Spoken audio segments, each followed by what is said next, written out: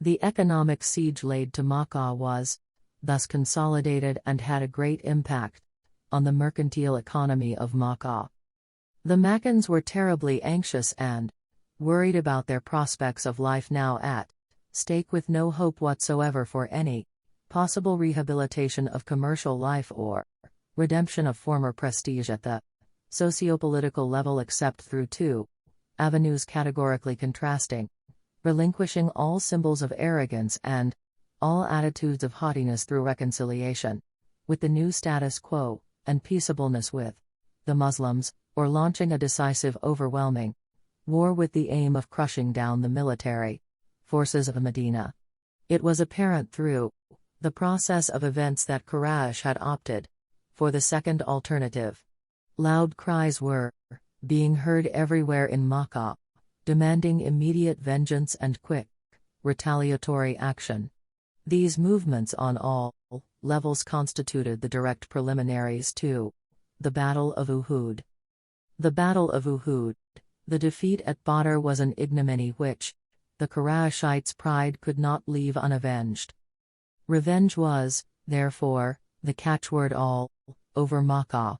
The Makkans even forbade lamenting over their murdered people, or ransoming their captives at Badr battle, lest the Muslims should realize the grave degree of sadness and feeling of tragedy they were experiencing. In the wake of Badr event, Quraysh was in common consent and started fresh preparations to launch an overall war against the Muslims in order to restore their blemished prestige and wounded pride.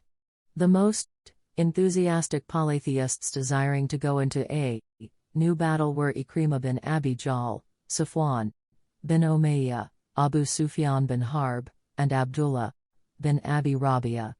They were determined to crush the Commonwealth of Islam once and for all. Emissaries were sent to all the tribes to make common cause against the rising faith.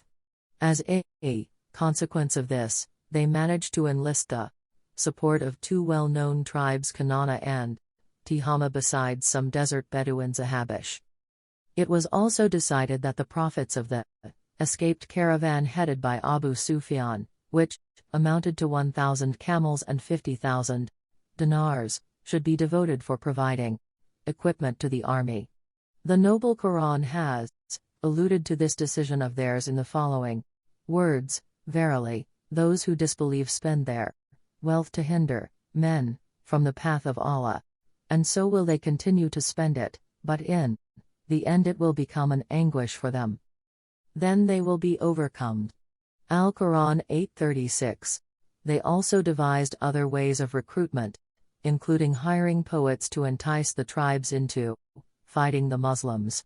Safwan bin Umayyah allured Abu Azza, the poet, to work in this context in return for riches after the war or supporting his daughters if killed.